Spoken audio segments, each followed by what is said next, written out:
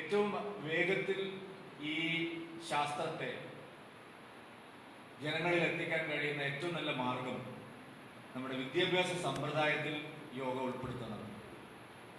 NCERT പ്രത്യേകിച്ച് ദേശീയ വിദ്യാഭ്യാസ നയമെല്ലാം യോഗ പാഠ്യപദ്ധതിയുടെ ഭാഗമാക്കണം എന്നുള്ള കാര്യം നിർദ്ദേശിക്കുന്നു.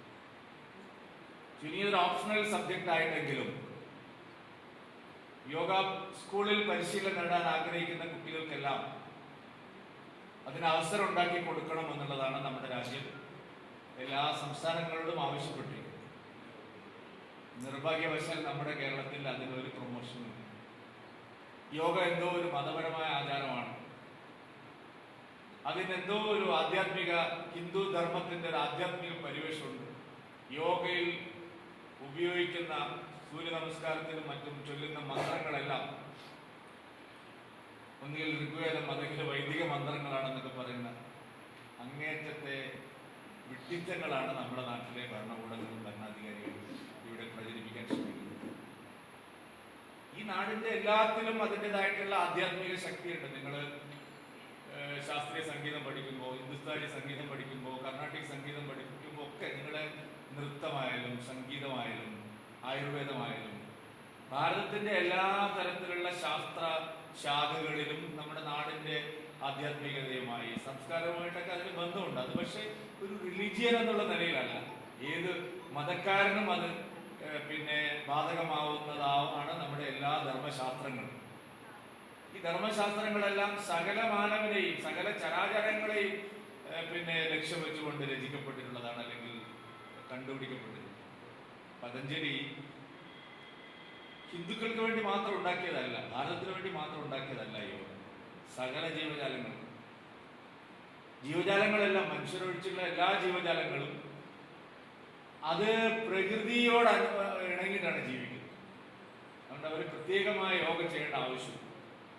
ഒരു പട്ടിയായാലും ഒരു പൂച്ചയായാലും ഒരു കുരങ്ങായാലും ഒരു സിംഹമായാലും ഒരു ആനയായാലും അവരുടെ ജീവിതം എല്ലാം എന്ന് പറയുന്നത് ഈ പ്രകൃതി അവർക്ക് നൽകിയിട്ടുള്ള നേരിട്ടുള്ള ആ യോഗ സംവിധാനത്തിലൂടെയാണ്.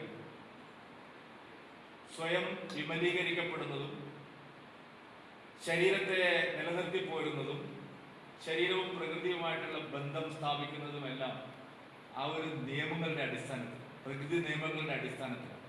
പ്രകൃതി നിയമങ്ങൾക്ക് വിരുദ്ധമായി ജീവിക്കുന്നവരും ഈ ഭൂമിയിൽ മനുഷ്യരാശി മാത്രമേ. അതുകൊണ്ടാണ് പതഞ്ജലി മഹർഷി ഇങ്ങനെ ഒരു സംവിധാനം മാനവരാശിക്ക് വേണ്ടി തന്നിട്ടുണ്ട്. നിർഭാഗ്യവശാൽ വോട്ട് ബാങ്കിനെ പേടിച്ച് ഇവിടെയുള്ള സർക്കാരുകൾ യോഗ അതിനെ പ്രൊമോട്ട് ചെയ്യാനുള്ള ഒരു കാര്യം ചെയ്യുന്നില്ല. ഇത്തരം അവിവേകപൂർണമായിട്ടുള്ള പിടിവാശികൾ അവസാനിപ്പിച്ചു കേരളത്തിലെ എല്ലാ വിദ്യാഭ്യാസ സ്ഥാപനങ്ങളിലും കുട്ടികൾക്ക് യോഗ പരിശീലനത്തിനുള്ള യോഗ സിലബസിന്റെ ഭാഗമാക്കി മാറ്റിയിട്ടുള്ള ഒരു പരിശ്രമം അത്യന്താപേക്ഷിതമാണ്. ഇന്നത്തെ ജീവിതശൈലി രോഗങ്ങളിൽ നിന്ന് അവരെ മുക്തനാക്കാൻ, പുതിയ തലമുറ ആരോഗ്യവും കരുത്തുമുള്ള ശരീരമുള്ളവരാക്കി മാറ്റാൻ, മനസ്സിന് തലച്ചോറിനും കൂടുതൽ അവരുടെ കഴിവുകൾ പ്രയോഗിക്കപ്പെടാൻ, അനന്തമായിട്ടുള്ള സാധ്യതകൾ ഉപയോഗിക്കപ്പെടാൻ എല്ലാം ഒരു എളുപ്പ വഴിയാണ്, ചെലവില്ലാത്തൊരു മാർഗമാണ്. നാം മറ്റ് വിദ്യാഭ്യാസ കാര്യങ്ങൾക്കും ആരോഗ്യ കാര്യങ്ങൾക്കും ഒക്കെ ചെലവഴിക്കുന്നതിൻ്റെ എത്രയോ തുലവും കുറവാണ് യോഗയ്ക്ക് വേണ്ടി നമ്മൾ നടത്തുന്ന പരിശ്രമങ്ങളുടെ സാമ്പത്തികം. അതുവഴി ഉണ്ടാകുന്ന സാമ്പത്തിക ലാഭം, അതുവഴി ഉണ്ടാകുന്ന ആരോഗ്യ നേട്ടം മനസ്സിലാക്കാൻ നമ്മുടെ നിർഭാഗ്യവശാൽ കേരളത്തിലെ ഗവൺമെന്റിന് സാധിക്കുന്നില്ല. അധര കർണങ്ങളിലാണ് വിലപിക്കുന്നതെങ്കിലും ഒരിക്കൽ കൂടി ഞാൻ പറയുകയാണ്, തെറ്റുതിരുത്തി പുതിയ തലമുറയെ ആരോഗ്യമുള്ളവരാക്കി, കരുത്തുള്ളവരാക്കി, എല്ലാം വെട്ടിപ്പിടിക്കാൻ കഴിയുന്ന തരത്തിൽ അവരെ മുന്നോട്ട് നയിക്കാൻ ഒരു പ്രേരണ നൽകുന്ന ഈ മഹത്തായിട്ടുള്ള യോഗയ്ക്ക് കേരളത്തിൽ അടിയന്തരമായൊരു പ്രൊമോഷൻ ആവശ്യമുണ്ട്. അതിനെല്ലാ ദുരഭിമാനവും വെടിഞ്ഞ് ഇവിടുത്തെ സർക്കാർ മുന്നോട്ട് വരണം എന്നുള്ളതാണ് ഇത്തവണത്തെ യോഗാ ദിനത്തിൽ ഒരു മലയാളി എന്നുള്ള നിലയിൽ, ഒരു കേരളീയൻ എന്നുള്ള നിലയിൽ എനിക്ക് മുന്നോട്ട് വയ്ക്കാനുള്ള അഭ്യർത്ഥന.